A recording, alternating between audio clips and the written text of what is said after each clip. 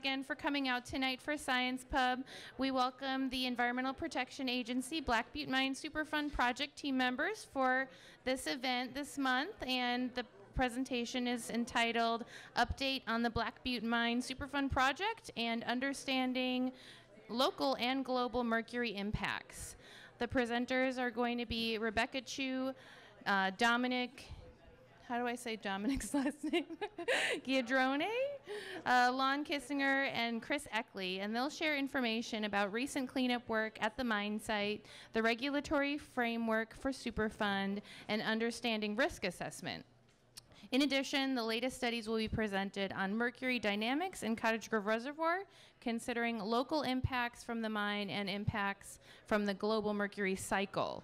And with that, I'm going to pass it to Rebecca, and she'll take it from here. So let's give them a warm welcome. Sorry. And then, are you going to be back there? I'll be back there to advance. Yeah. All right. Hi, my name is Rebecca Chu, and I'm a remedial project manager for EPA. So I work on Superfund cleanups and overseeing cleanups of sites across the Pacific Northwest. So Alaska, Washington, Oregon, and Idaho is the region that our office covers. So next slide, please. And I'm going to talk about big picture, what is the Superfund process and the Superfund overview for the Black Butte mine site.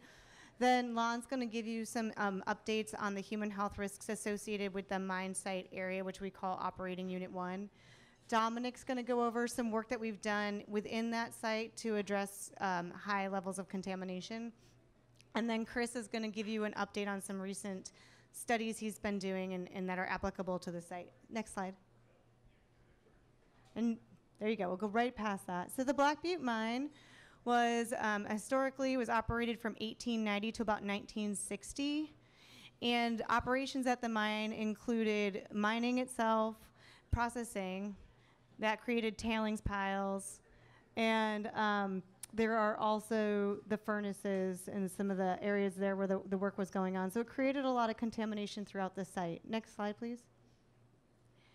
And this graphic here is kind of a model of how the contamination works. So OU1 over here on the upper right is what we call Operating Unit 1. It's where the mine site itself is.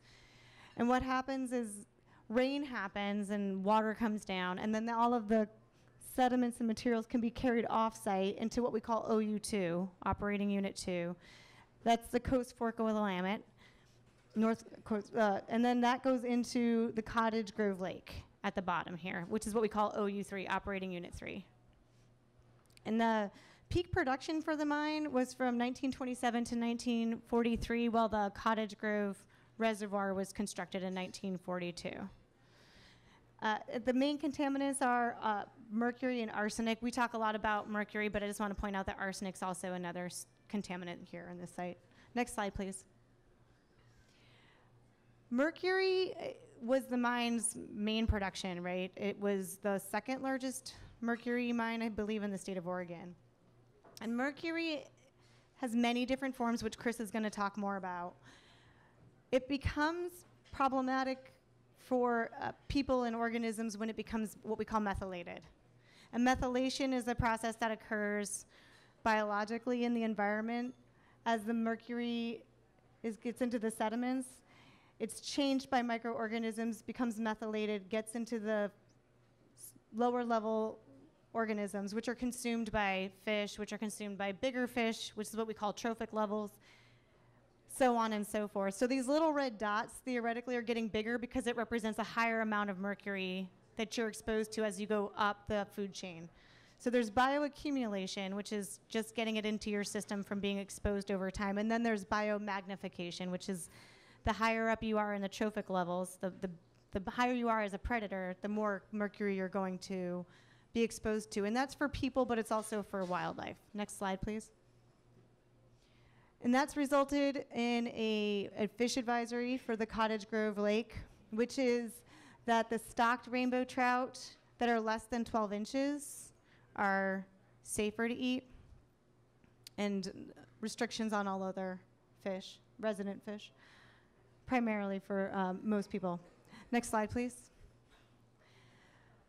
There are lots of different rules and laws about how, on the federal level, we regulate mercury in the environment, and most of them are about releases and permitting mercury releases. Superfund is really focused just on cleaning up contamination once it's happened. Next slide. And the rest of them really are about just limiting exposure from like ongoing releases and products and manufacturing. Okay, next slide, please. Yep, there we go. Really, that's where we are. Big arrow. All right. Now we're going to go to the next slide. Okay, so Superfund, if folks remember back in the late 70s, there was a contamination in Love Canal, New York, where Hooker Chemical filled a canal full of chemical waste, and then they sold it to the city of Love Canal, who then built a school on top of it and a surrounding community. And that was the first instance where chemical contamination really started to affect its community and resulted in the Superfund law. The Superfund originally, that compensation liability part, that was about the fund itself. So there was a tax on petroleum and chemical manufacturing that was used to pay for cleanups. That is how we pay for the cleanup here at Black Butte Mine, is fund related. We don't really have the tax anymore, but we still have some money, so that's good.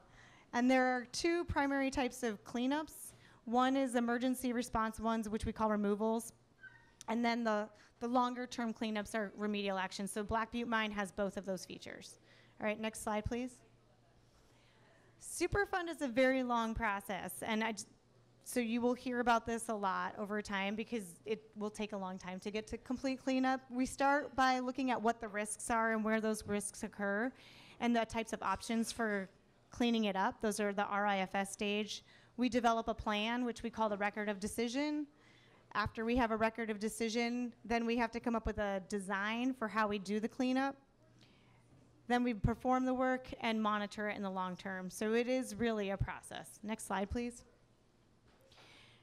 For the Black Butte Mine, in OU1, we've done a couple of removal actions that Dominic is going to talk about one of those. In OUs 2 or 3, which is the Cottage Grove Lake and the Coast Fork Willamette, those ones we've started what we call the remedial investigation stage, or RI stage. All right, so next slide, please. So for the beginnings of these other RIFS stages, I wanted to just kind of talk through a couple of ideas of how this works. So could you go to the next? So this was that diagram of how methyl mercury gets into the environment. So for this area, receptors or risks that you'd want to look at are what are the risks to some of those fish, to the predator species. So there's a heron there. You could think like a kingfisher, otters. What kind of exposure are they getting to the methyl mercury that's in the Cottage Grove Lake? What about the risks that are to the people eating? Okay, next. For the Coast Fork Willamette, we would want to think about some of maybe the ecoreceptors, is what we call them, but some of the organisms and critters that could be exposed to the contaminants like arsenic and mercury. So benthic organisms, some of the folks there. And then next one, please. Maybe the fishers, people who might be fly fishing. Is there any risks from their activities there consuming fish? And then next slide, please. And this is just an example of the long-term maintenance and type of work that we do. So this is the one that Dominic will talk about, just when we actually go in and do a cleanup and what are our options there. All right, so next slide. For folks who are interested in this process and being involved, the proposed plan is what we do after the RIFS. It's a very formal public process, and that's the most important, one of our criteria in our final cleanup plan is community acceptance. So we listen very closely to what people have to say. There'll be public hearings. Those go into our official record. We have official responses. It can change the actual remedy in the final decision. So this is just out of all the parts of this process, this is a really important one for the community to be plugged into. All right, next slide, please. So once we have our ROD and our cleanup plan in place, we're out there, right? Like, we're moving things. Like, no, unfortunately, that's not how it works. Next slide. Once we have our cleanup decision, we have to get to our design. We have to get contractors in place to do the work. And then we have to do long-term monitoring and maintenance to make sure that everything's working and and fixing things along the way. So we're talking a very long years of process. All right, next slide. And in the interim, there are a lot of other things going on in this watershed that affect and interplay with our cleanup. So there's the CORE's Willamette Valley System EIS. It sounds like you guys may have heard about that a little bit, where they're doing the public comment. I think they're in public comment right now on the EIS, and that does affect the Cottage Grove Reservoir and how that's operated. Oregon DEQ is preparing or has prepared a plan for addressing mercury in the Willamette Basin to bring the water body into compliance with the state's water quality standards, and the Superfund site is part of that. And then Oregon Health Authority has done an assessment for this Cottage Grove Reservoir, which involves the fish advisory. They looked at recreational use of Cottage Grove Lake, and they didn't feel like there was any major concerns there. The only other thing they wanted to highlight is that there's an arsenic groundwater issue just generally outside of our Superfund site in this area, but that was not necessarily associated with the cleanup itself. So with that, I'm going to turn it over to Lon, who can tell you more about the human health risk assessment for the mine site. Thanks, Becky.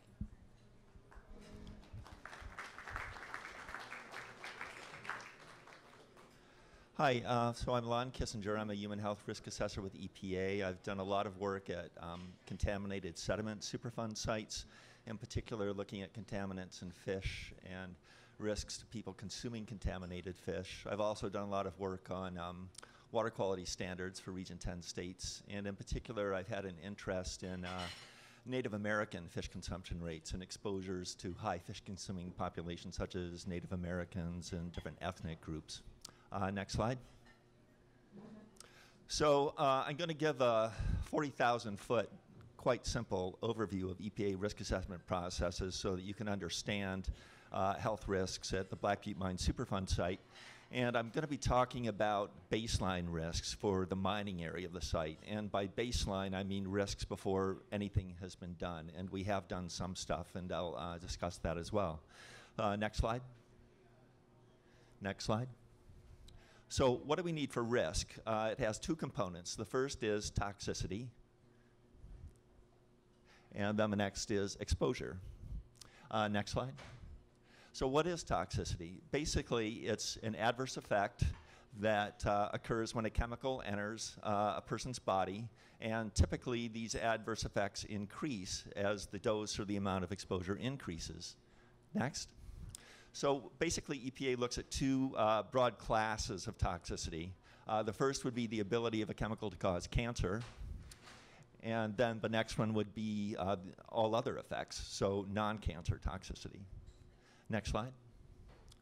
So now I'd like to talk a little bit about something they're called dose-response relationships. And first I'd like to look at non-cancer chemicals with non-cancer adverse effects.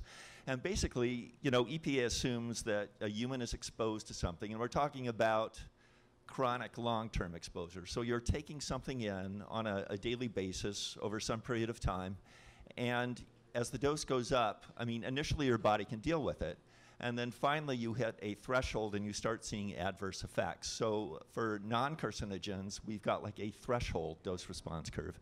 Next. And then for cancer, we assume that there is no threshold. With any dose, there is some increased risk of cancer. Next. So how do we measure toxicity? So next bullet. So we really don't have just one dose-response relationship. There are many. Chemicals can have many adverse effects, and these dose-response relationships can differ from organism to organism and humans. Next. So EPA starts with the most sensitive endpoint for the most sensitive organism. Next. And then we take this dose threshold and we divide it by something called uncertainty factors to come up with our measurement of non-cancer toxicity, which is called the reference dose. So uncertainty factors, basically we reduce the threshold by dividing it by the uncertainty factors, and they basically reflect our understanding of the data, the uncertainty of the data that we have to do the analysis of toxicity. For example, do we have human data? Do we have long-term studies? All of these things go into determining what the uncertainty factors are. And typically, they range from 10 to 1,000. So this reference dose is actually, it depends on the chemical, but it's 10 to 1,000-fold less than the threshold associated with toxicity. Next. So again, the reference dose is the amount of chemical that you can take in on a daily basis over the course of a lifetime without expectation of adverse effects. And typically, we've got like a plus or minus factor of 10 in being certain about this value. Next slide. So what about carcinogens? Next. So what we have is something that's called the slope factor. Next. And basically, I showed that line, that linear model, dose-response model, and the slope factor is the slope of that line. It's the ratio of cancer risk to dose. And the steeper that line gets, the more potent a carcinogen is. For example, like dioxin has a slope factor of about 156,000. Arsenic has a slope factor of about 1.5. So there's quite a range. Next. Yeah. Okay. Next slide. So what is exposure? It's the amount of chemical that gets into a person's body, and we express this in units of mass of chemical per kilogram body weight per day. Next. So what kind of questions do we ask when we're trying to get at exposure? So the first is, how much does a person weigh? And if you're here with a group of people and you're all trying to keep up with each other with your beers, the person that weighs the least is definitely going to experience the most effects.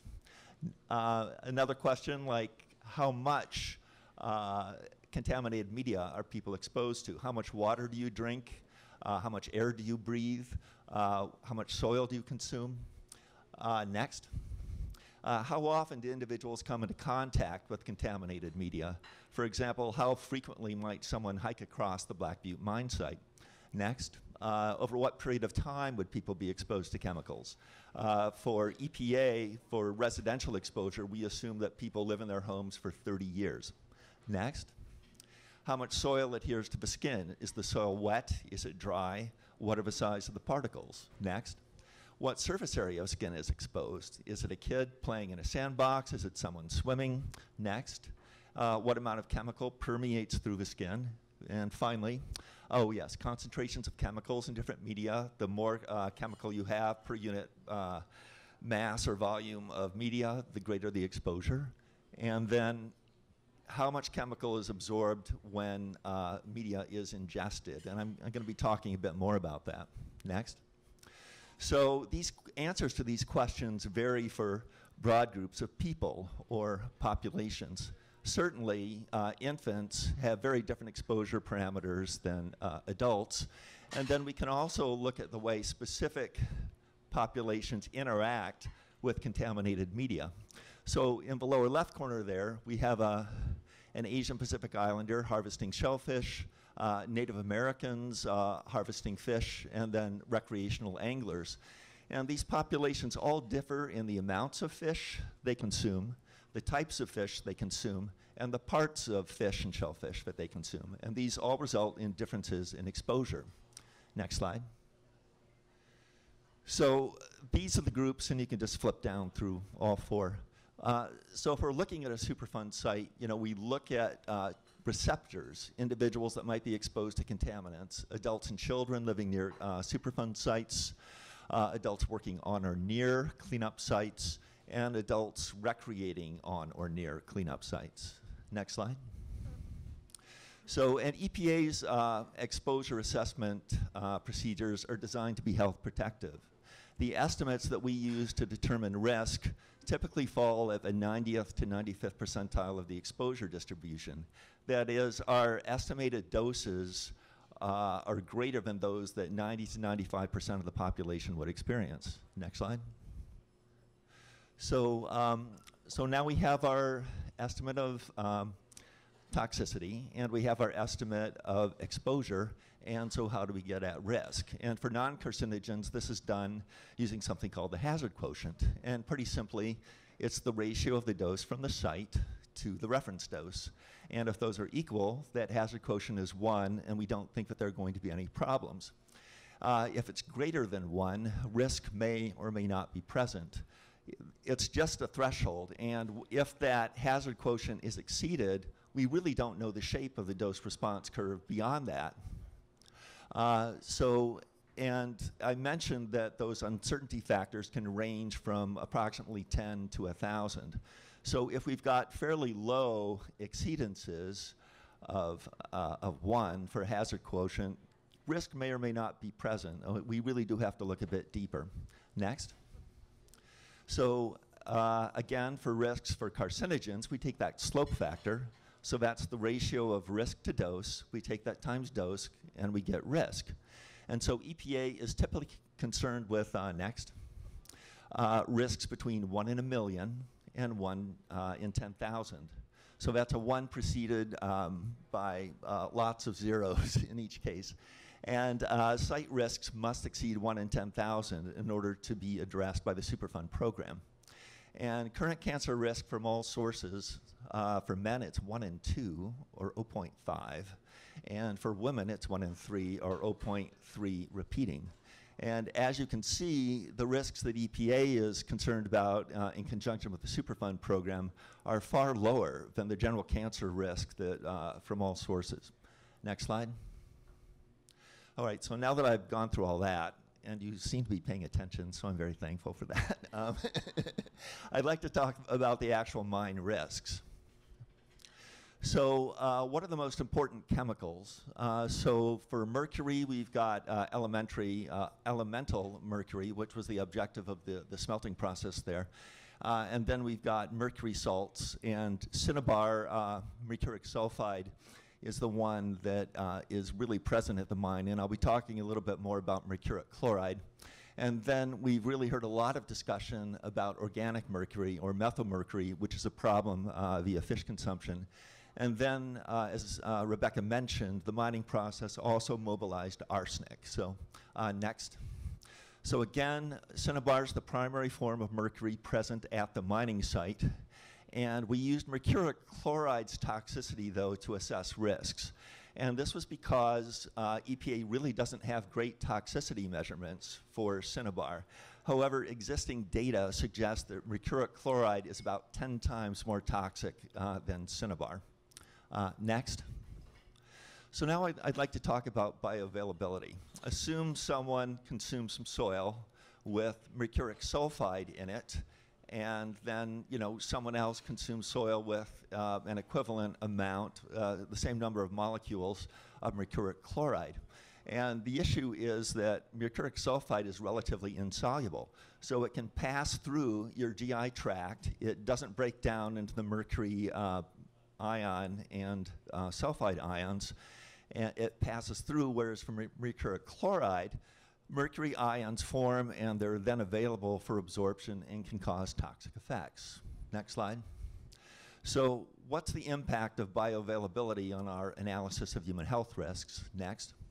So failure to account for bioavailability, I mean, if you assume everything is absorbed, it can result in an overestimation of risk. And this really hasn't been very well worked out for mercury salts. And so in our risk assessment, we actually assumed that it was completely absorbed. So we were being very health protective in our analysis. Arsenic, on the other hand, has had a lot of work done on it, and we incorporated that into our analysis of arsenic risks for the mine. Incidental soil ingestion. This is a pathway that I thought required a little explanation. And basically, if you are engaging in particular activities, your hands might encounter soil, soil might adhere to your hands, and it might find its way into your mouth and into your body. And I thought this was a lovely illustration of a possible incidental soil ingestion exposure. Next. So major toxicity and exposure concerns for the mine. At the top, we've got elemental mercury, neurological behavioral effects, the Mad Hatter from Alice in Wonderland. You look at the uncertainty factor for elemental mercury, it's 30, and that's because the toxicity for elemental mercury was determined from human occupational data. I mean, it's very good data. And for the mine, the primary concern would be children's residential exposure via inhalation. Mercuric chloride, it's immune system mediated kidney damage. Antibodies form that attack membranes in the kidney. And look at that uncertainty factor. We don't have great data. The toxicity values for mercuric chloride were determined using studies on rats. Again, primary exposure would be children residential. Methylmercury, developmental effects, uncertainty factor of 10. And again, we've got really great data on this. There have been a lot of populations, children that are fish consumers, and it's great data. So we have a low uncertainty factor. Children and fish consumption and OU3, and I'll be back here to talk about that when we've collected a lot more data. And then finally, arsenic has both non-cancer and cancer effects. It causes skin, bladder, lung, and liver cancer, skin lesions, and it has an uncertainty factor of 3. We have a lot of data. There were populations in Taiwan. They drilled wells into rock that contained varying concentrations of arsenic. And so we've got human dose response curves for arsenic. Next. So quick summary of the risks. No significant cancer or non-cancer risks were found for recreational visitors, industrial workers, and construction workers. Hazard quotients, I think it was actually around 9 was the maximum value for current residents and hypothetical future residents. And then arsenic risks were within EPA's cancer risk range. They're about 1 in 100,000 for arsenic for the site. Next. So again, I mentioned these were baseline risks before anything has been done. And again, we used mercuric chloride to estimate the toxicity of mercury salt. So we were about a factor of 10 protective there. We did not include mercury bioavailability in our risk characterization process, so that also would lead to an overestimate of hazard and risk. There's very limited residential exposure in OU1, and we have remediated the yard around the existing residences in OU1. And OU1 is currently forested, steeply sloped, and I think it unlikely that there would be a great opportunity for residential exposure. And I believe that there would be deed restrictions for future construction there too that would limit exposure. Next. And with that, I'd just like to acknowledge the people that worked on the human health risk assessment. Aaron Fermanic with CDM, myself, Susan Turnblum with Oregon Department of Environmental Quality, and Mady Novak.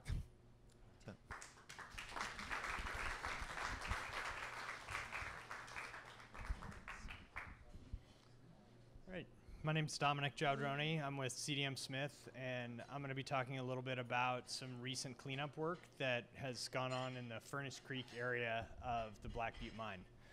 Next slide, please. So here we're going to start with some mercury concentration data. These are sources of mercury to the Coast Fork Willamette River. This plot here is showing mercury concentration, total mercury concentration in nanograms per liter. So that's parts per trillion.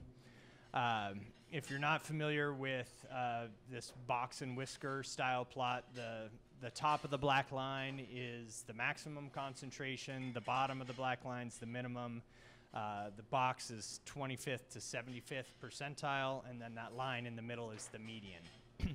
So on the left, you have Dennis Creek and Furnace Creek, which are the two creeks that drain from the mine site itself. And then you can see there that those are both elevated above all of the other points, with Furnace Creek being the highest concentration. Peak concentrations near 100,000 nanograms per liter in some storm events. So then next you have Garroot Creek upstream and downstream. That's also known as Little River. This plot refers to it as Garroot Creek. So Garroot Creek upstream of the mine site, that's just upstream of where Furnace Creek comes in. Garroot Creek downstream is just downstream of the mine site. So Dennis Creek and Furnace Creek come in between those two locations. So you can see a slight increase there going downstream from the mine. And then lastly, just for comparison, we have the Coast Fork Willamette River at London Gauge. Sorry. And we also have, on the right, you can see this is a photo of Furnace Creek. And you can see the erodible material there, some mine tailings in there that available to be eroded. So next slide, please. Okay, so here I'm switching from concentration to loading. And so loading takes into account both concentration as well as flow rate or discharge of the stream, size of the stream. So the first thing I'd point out here is that you have very significant loading from upstream sources. So that big blue slice of the pie there, that's upstream of the mine. So that's, and then the next most significant source is Furnace Creek. So that's the largest source of mercury from the mine site itself. This pie chart represents sort of just downstream of the mine, so it's the creek there. And then Dennis Creek is a slightly smaller slice of the pie. Another thing to remember is that mercury from the site here is mostly transported with sediment during storm events. So low flow rates, kind of base flow conditions, we see relatively low concentrations. And then during storm events, we see a lot of erosion and very high concentrations of mercury. So Furnace Creek, that red slice of the pie was what was being targeted.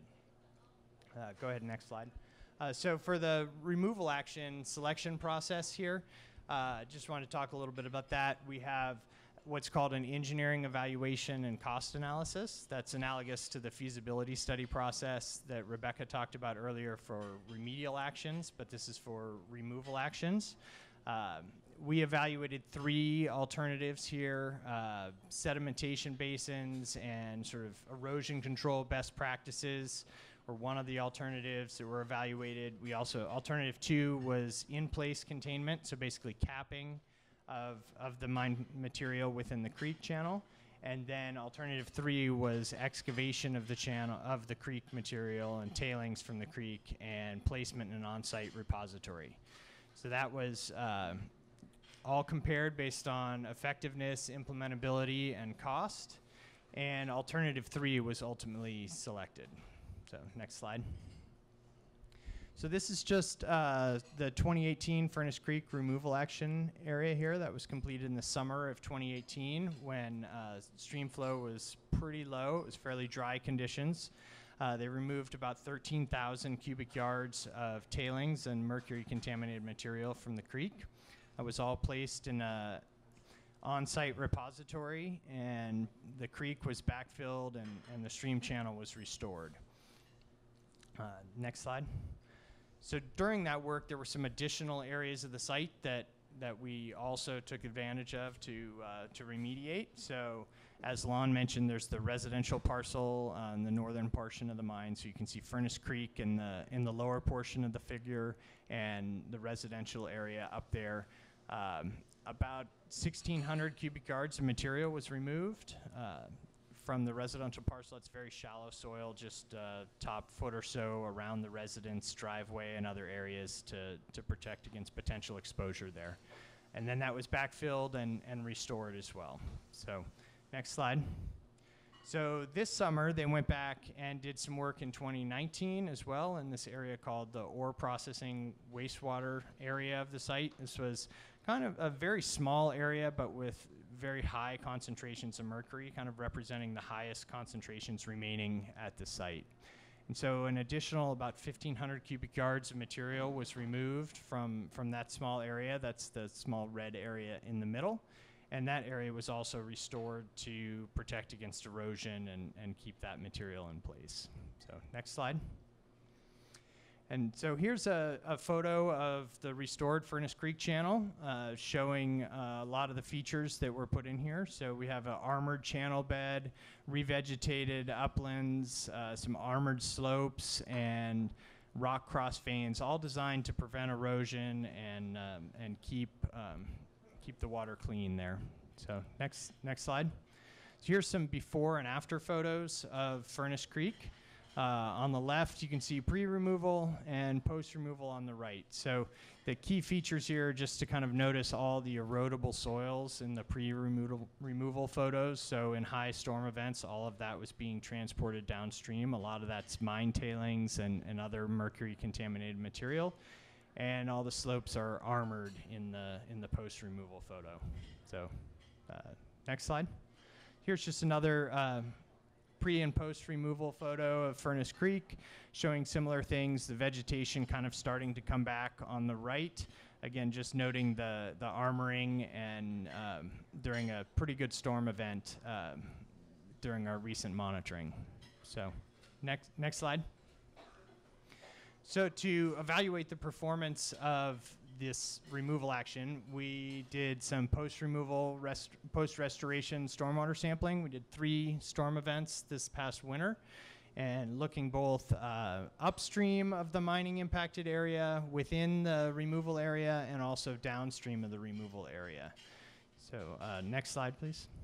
So here's I just wanted to share some results of this. So location UFC2, this is right in the middle of Furnace Creek restoration area. It's just downstream of the old furnace area, which was formerly one of the most contaminated parts of the site. So here we can see that Mercury, we compared during moderate storm events and high flow storm events, just to look at kind of comparably sized storm events. And so we had about 97% reduction in mercury concentrations during those moderate storm events, and then about 99% reduction in the high flow events. So next slide. So now here we're moving downstream to the very end of Furnace Creek, downstream of the restored area. So again, moderate flow events compared to kind of comparably sized moderate flow events, and then high flow events. And here we saw about 91% average reduction in the moderate storm events, and about 97% during those high flow events for the site. So next slide. So removal actions in OU1 at the mine site have been completed, appear to be pretty effective, and about an order of magnitude reduction in mercury concentrations currently. And so next steps include continuing to monitor that performance of those removal actions while we sort of simultaneously move forward with some additional investigations, moving down and also looking at OU2 and OU3. So. Next slide. I guess, Chris, it's you.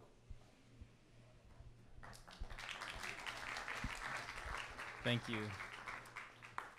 I'll be the last speaker. Thanks for bearing with us through 4 talks. I know it's a lot, but I've been here during poetry night, so I know people in Cottage Grove can have a long attention span. So I figured, 4 talks, people can handle that.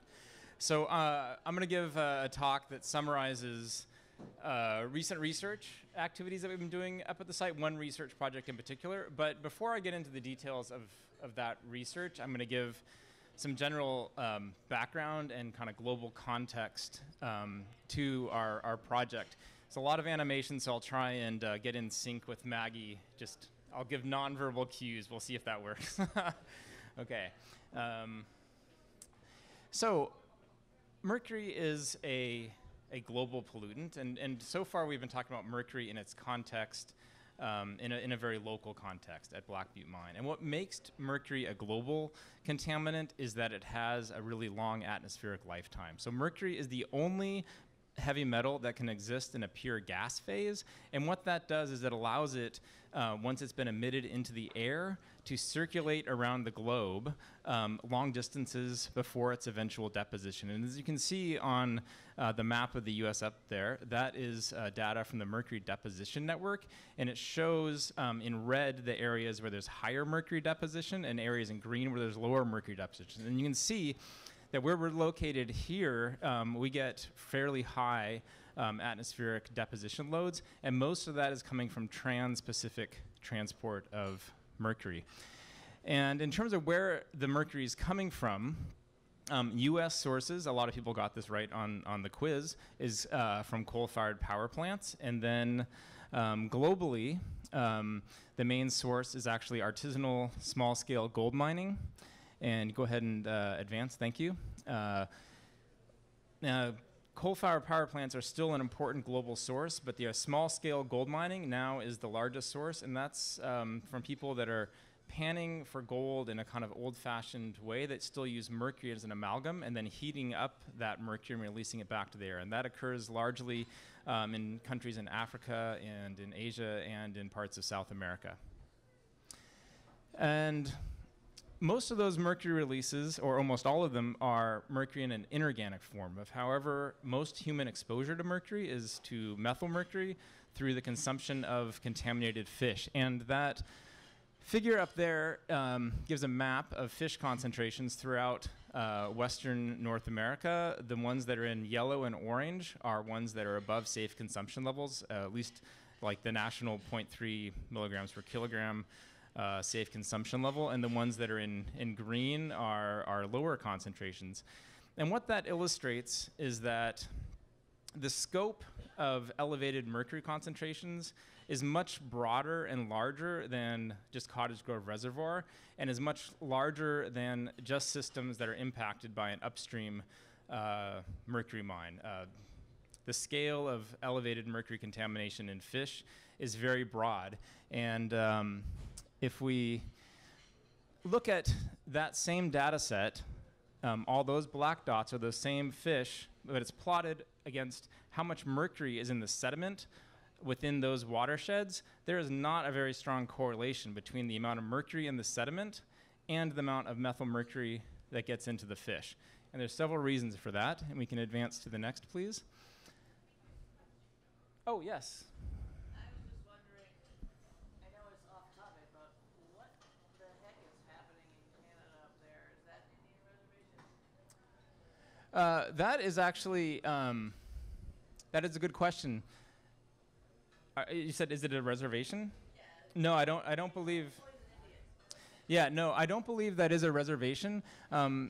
In general, the prairie potholes in Canada, those are pothole lakes for the most part, and they tend to have a lot of characteristics that are similar to wetlands, and so they're very high in terms of methylmercury production.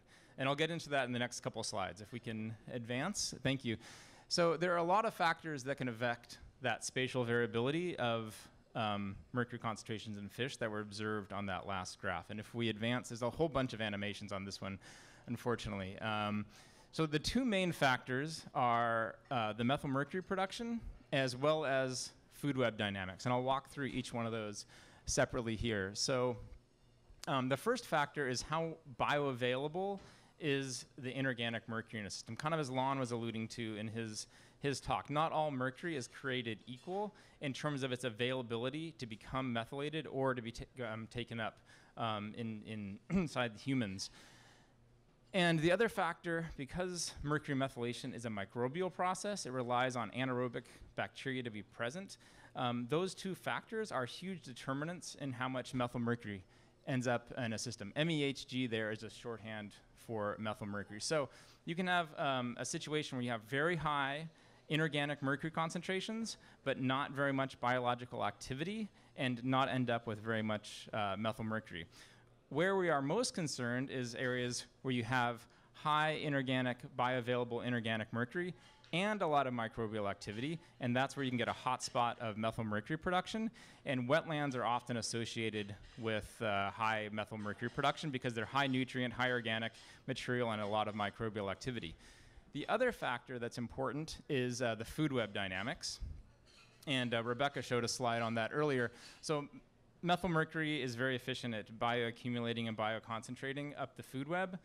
And so factors that affect which fish are present, how much mercury is taken up into the base of the food web. Go ahead and advance.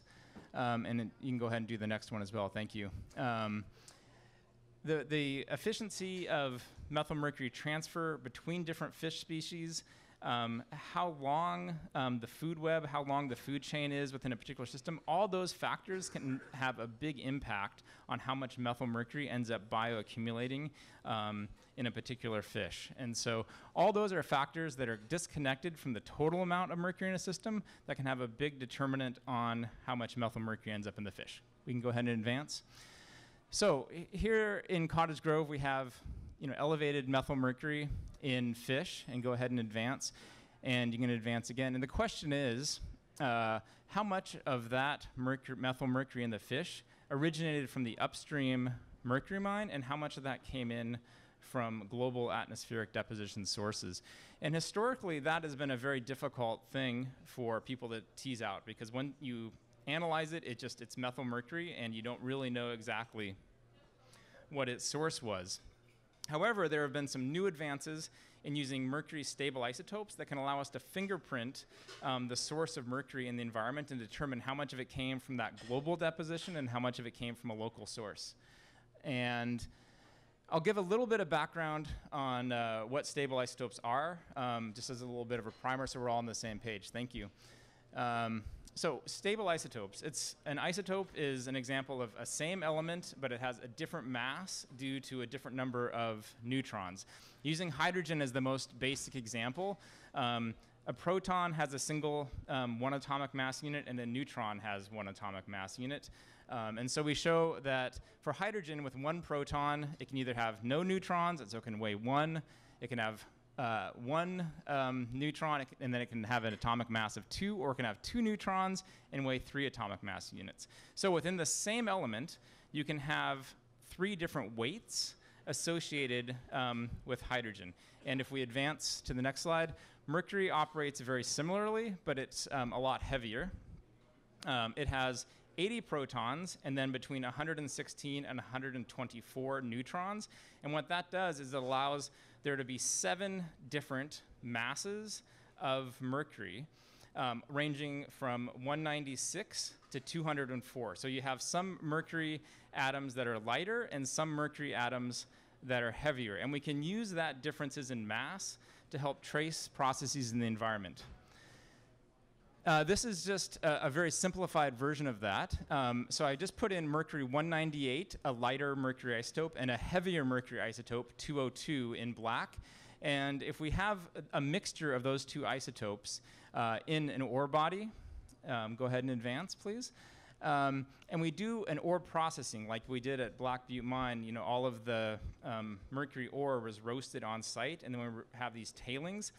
Something called mass-dependent fractionation happens, and that's where the lighter isotopes react more readily than the heavier isotopes, and so the resulting byproduct of that process is enriched in the lighter isotopes and is depleted in the heavier isotopes. And that fractionation provides a fingerprint of that process, and then we can then trace that in the environment and distinguish it from mercury from other sources, such as global atmospheric deposition or any other industrial or natural sources within the environment. And now moving on to some of the data that we have. So we took some samples from background soils not impacted by the mine. And I guess I'll say a couple things about the axes on here, because they're a little bit counterintuitive. So on the x-axis, that's the mercury concentration, but it's 1 over the mercury concentration. And so the concentrations get larger moving to the left towards the y-axis. And then the concentrations, of course, get lower moving the other way, moving away from the y-axis, which is a little bit counterintuitive to how things are normally plotted. And then on the y-axis, that is the isotopic fractionation, with the isotopes that are more enriched in the lighter isotopes being higher up on the axis, and the heavier isotopes being enriched more lower on the axis. And so you can see in the background soil, they're quite low, and we'll go ahead and advance. And when we compare that to the concentrate or the signature in the central mine tailings, you can see they plot very, very differently from the natural background, which is good because that shows us that we have a very distinct signature in that site, and we can use that to trace mercury downstream. Advance, please. And we can see that moving downstream, we can still see that isotopic signature. We'll move down, advance again. We also took samples in the stream water close to the mine site, as well as from background areas. And we see that same thing. We can easily differentiate between background and sort of that global atmospheric pool of mercury versus mercury that has more of a mine signature. And we'll advance again. And we also took measurements from 7 different spots within the reservoir sediment cores. And so now, we're like 15 or so kilometers downstream from the mine site. And you can see where those are plotting. They're not, the sediment core values are the open circles plotted on there, and they're not quite showing the same level of enrichment in the light isotopes as the central tailings piles are, but they're also very dissimilar from the mercury from the natural background sites. And so you can advance one more. You can do these mixing models where you can figure out the relative contribution from the different sources. And depending where you are in the reservoir, a fairly high percentage of mercury originated and shows that very clear mine signature. So between 40 and 70% of it came from the mine. And then we'll go on to the last slide here. In looking at the fish are a little bit complicated because the mercury that gets into the fish, as we kind of mentioned earlier, is methylmercury. And that process of methylation, while it's not as extreme as roasting the ore, that methylation process also favors the light isotopes. And so you get this fractionation happening as the microbes are processing the methylmercury, and fractionation as you're moving up into the food chain. And that makes it a little bit more difficult to directly interpret the source of methylmercury in the fish. But when we look at these values, we can see that we have fish from downstream by south of Eugene, north of Eugene and near Salem, and which are in the blue and the yellow, and they're plotted on that figure. And those, compared to other studies, that's pretty normal for a global pool atmospheric mercury signature. And if we look at the gray circles on there, those are fish coming from Cottage Grove Reservoir. And you can see that certain fish definitely show a more depletion in the heavier isotopes and more of the light isotopes, showing that they have more of a mine influence than other fish. And so we can go ahead and advance one more time. And so that mine signature is apparent in some, but not all of the fish in Cottage Grove Reservoir. And a lot of that has to do with what species of fish it is and what their foraging behavior is. Are they feeding mostly in the bottom sediments, or are they eating in a more open water-based diet? And those are factors that we're going to tease out a lot more in this data set. This is just a little bit of the data that we have, but definitely that signature is seen in some fish, but not others. But an important point to remember here is that even though some of the fish that don't necessarily show a clear mine signature in Cottage Grove Lake, the concentrations are still very much higher than fish from within the Coast Fork Willamette River. And you can see that plotted here. And remember, everything is an inverse of mercury concentrations, so the lower concentrations are further to the right in those blue and those yellow fish. That's from the downstream Willamette River fish, and you can see everything is much higher, much further to the left from Cottage Grove Lake. And the reasons for that, partially it's because of the upstream mining activity, but also the conditions within the reservoir are more conducive to methylmercury production, as well as the food web dynamics might be facilitating more methylmercury in higher trophic level fish. And that's the last slide that I have. If we advance to the next one, it provides all of our contact information, not my contact information, but the other folks that are presented. But if anyone wants to talk to me about any of this stuff, trust me, I'm more than happy to talk to people about it. I'll be here. And now it's question and answer time. I believe we have 10 or 15 minutes for Q&A, and the questions don't have to just be from me. We'll bring the other three speakers up, and we can pass the microphone around, and we'll be happy to address any questions you have. Thank you. Yes, the man in the back.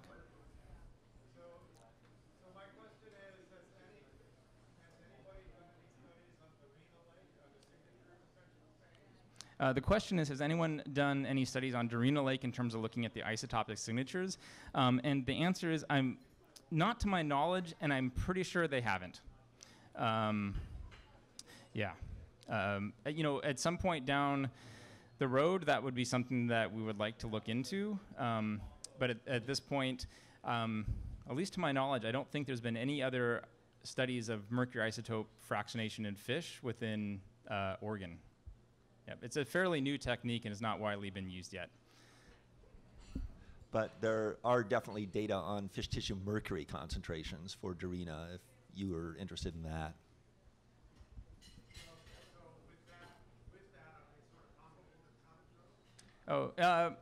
Previous studies have shown that Darina has lower concentrations than Cottage Grove, but they are definitely elevated.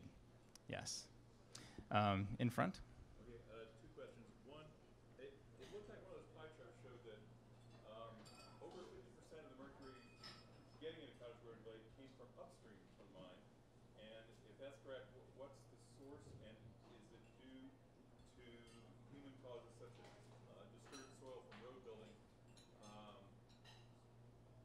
Yeah, that is a great question. So if you couldn't hear the question, it was in that pie chart that Dominic showed, there was the biggest chunk of that pie chart came from mercury upstream of Black Butte Mine.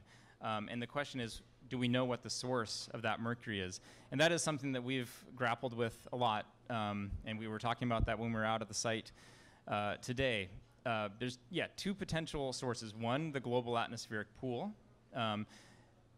And the other would be, road building and or any activities that might have used tailings from the mine in terms of road construction, and or, they had a smelter at the site, and there could be atmospheric deposition throughout the surrounding watershed that then washes down that is much larger than the direct footprint of the mine.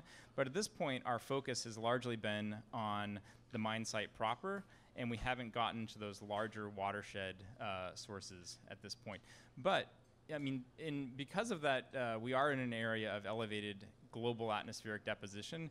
Every watershed that you study will have significant concentrations of mercury in it. So it's not unsurprising that we have an upstream source of mercury, but we just need to figure out if that mercury is purely coming from non-mine related sources or whether there is a mining related component to it. And I would just add, from the Superfund cleanup perspective, we only clean up what's related to the mine itself. So if it was something that we determined wasn't related to the mining activities, that would have to be addressed in a different program or a different process. The second part was the toxicity of methyl mercury was discovered in Minamata Bay in Japan in the 1950s because of high levels of birth defects. And I didn't hear anything about the teratogenic effects of organic mercury listed. And could you describe whether there's a threshold effect for the teratogenicity of organic mercury, or is it a straight line such as the carcinogenic? Right. And you can correct me if I don't get your question just right. So you were noting that methyl mercury has developmental effects in Minamata Bay, and that I did not talk about developmental effects in relation to this. Teratogenic, sure.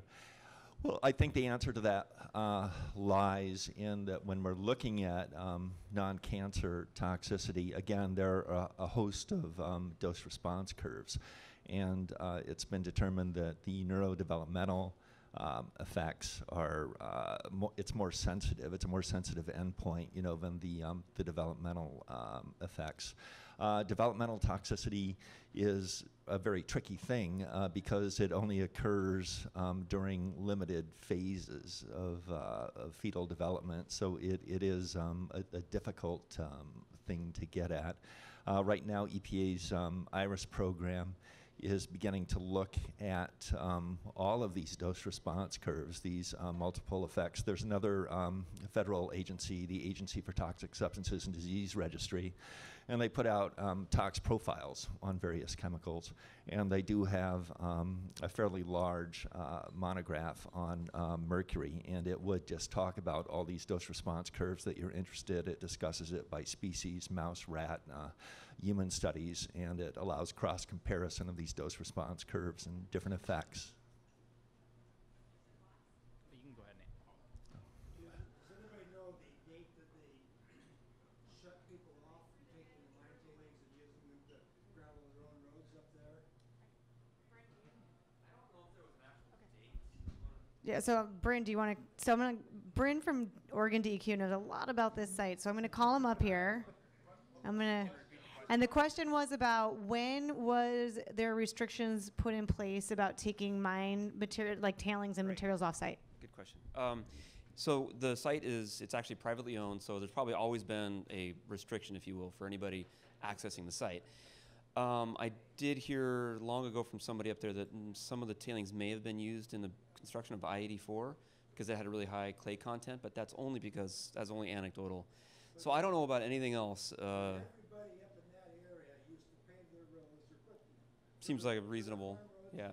All the gravel going up all those little roads up there used to be cinnabar and red. Then, I don't know, about in the 80s, Yeah. I think, is when everybody was covering it over with regular gravel. So there's cinnabar underneath of all the roads up there. Yeah, and I know on the Umpqua we did a lot of work on the Bonanza mine, and there was a whole railroad, the Red Rock Road, that was constructed out of tailings from the mine site. I have not heard of anything in this area. I know at least it's anecdotal, or people know about it and talk about it, but we actually don't know of any actual sites where there was material. It might just be covered. Where you drill a hole and come up with red. Yeah, you could probably find it. His phone number. Yeah, if you want. Who's I guess another one over here. You go. About a couple of sources for the mercury, but on one of the charts showed, at least with the global mercury stuff, Cascades and Sierra being pretty high mercury level. Has anybody thought about whether that could also be natural because it's a very volcanic area? So subsea zones? Oh, I think was that one of the first slides that I showed? Yeah, and so that was looking at mercury deposition in precipitation, and that data is based off of they take the mercury concentration in precipitation and then multiply it by the amount that it rains. And the mercury concentrations in the Pacific Northwest are actually relatively low nationally, but because it rains so much here, when you take a low concentration and multiply it by a lot of rain, then you get a large load. And so that's the cause of those high loadings to the Pacific Northwest. And there's been a lot of work on looking at back trajectories to find out, where are those air masses coming from. And they're definitely not from local geologic sources. It's coming from trans-Pacific transport for the most part. Yes, right here. You mentioned on-site repositories. How are you doing that? How are you guaranteeing that it stays on-site, not getting into groundwater or from the storm? Yeah. Do you want to repeat the question? So the question was for on-site repositories, what measures are taken to ensure that that material stays on-site and doesn't get released through stormwater or groundwater or other avenues? And I'm going to give that one to Dominic. Sure. So, first of all, the most important transport pathways for mercury from this site are particulate-bound mercury in storm events, and so it's the erosion of those particulates and transport of that via storm type events. So the on-site repository has been covered, and there's a vegetated cover there, and then there's some drainage features, a pond to settle out any particulates, and then some rock line armored channels to control where that water flows. So that's currently how that, and that's going to be monitored over time. There's not currently any liner. Yeah, there is. I mean, you could have some dissolved, but we don't see a lot of that. That's not a large source from the mine site. But there's not a liner. It's all vegetation and soil cover right now. Sure. Next. So, speaking of repositories, I'm wondering about the cube bioaccumulation and amplification. Is there any kind of strategy where you could use a non-foods type of fish that would become a repository to take the mercury out of the human food chain?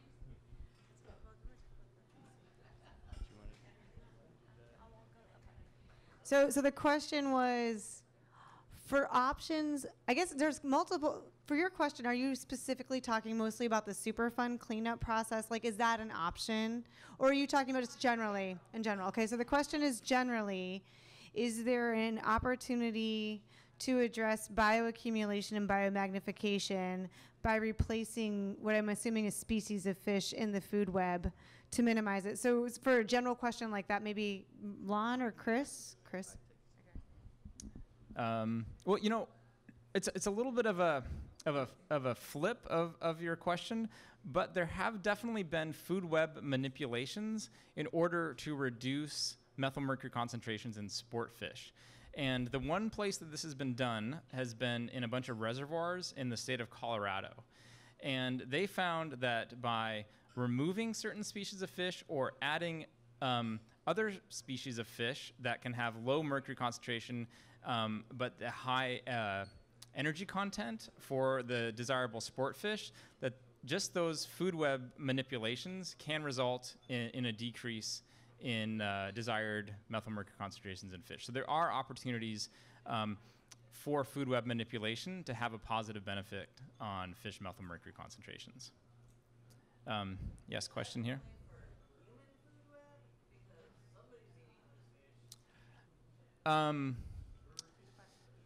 The question was, is that for human health or for eco risk? Well, that's a good question. So I was kind of flipping the question. There isn't actually a fish that you could necessarily add, and I don't think we'd ever want to add a fish if there was one that would actually concentrate mercury in order to then use that fish as a bioextraction method. I've never heard of that being done before. And so I was doing a kind of a flipper for a question and saying, but there have been opportunities that you can change what fish species are present in a system that can reduce overall fish mercury concentrations through different stocking programs. So yes, a question back there.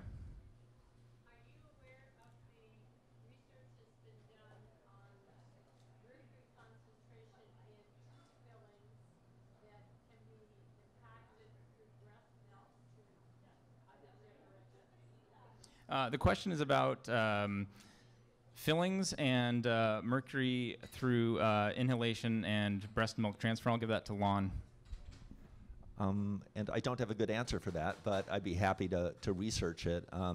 Dentists are an occupational group that is exposed to mercury, and they have shown effects. The conduction velocity of sensory and motor neurons for dentists, is affected by mercury, and there have been measured reductions.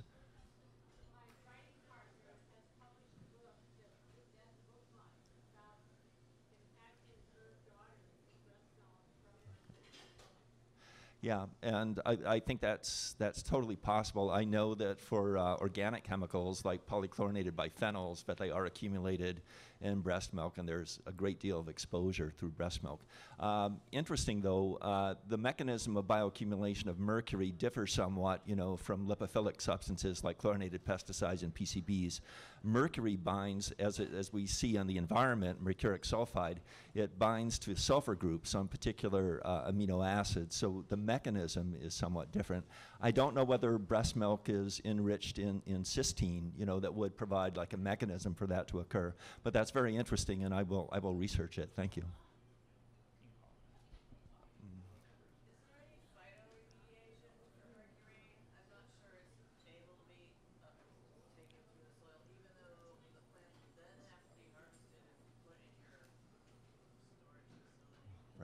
So the question is, are there any phytoremediation techniques for mercury?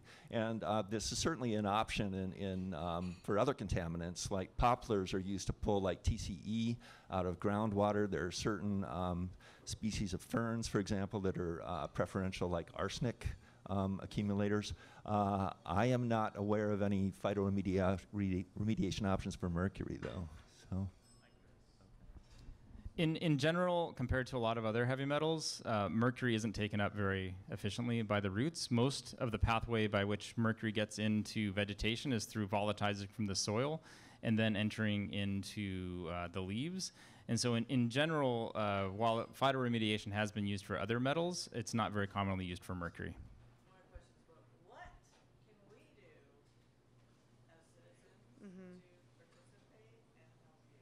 So the question was, what can citizens of Cottage Grove do to participate and support us? That's a good question.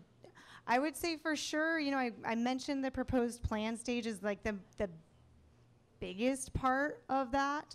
I don't know, Dave, do you have any thoughts on this? You know, at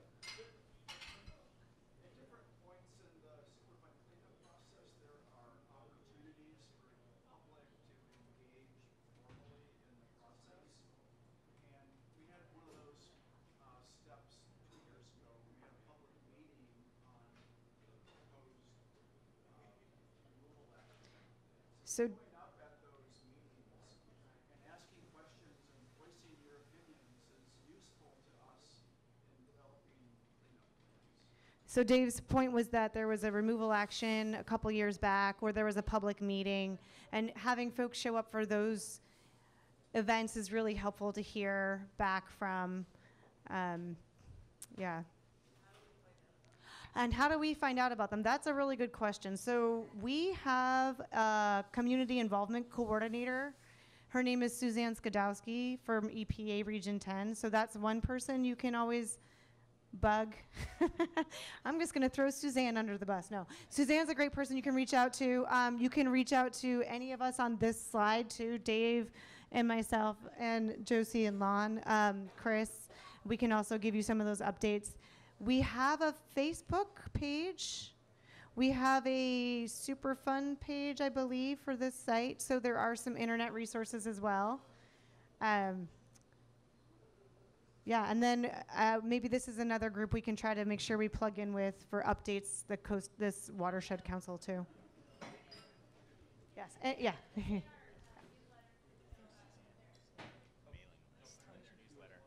Oh, okay. Okay, they'll put who in the newsletter? When we have public meetings. Oh, okay. Thank you. So the Watershed just nominated themselves to also advertise stuff. Yes. Maybe we can talk to Axe and Fiddle into having a community catfish dinner here sometime in the summer. And now the Axe and Fiddle has just been nominated to host a community catfish dinner. So That was a public involvement idea that I had, but they shot it down. But I also think, just people coming forward with information that they have is very helpful. There was a fellow who mentioned that he had all sorts of records related to the site, and we're going to be in receipt of those. And if people, just have perceptions of mercury contaminants, such as yourself, just talking about the way mine tailings were used in construction activities. I mean, all you people live in the area. You have a knowledge of the mine and its workings and history, and it's just great, when you come forward and let us know.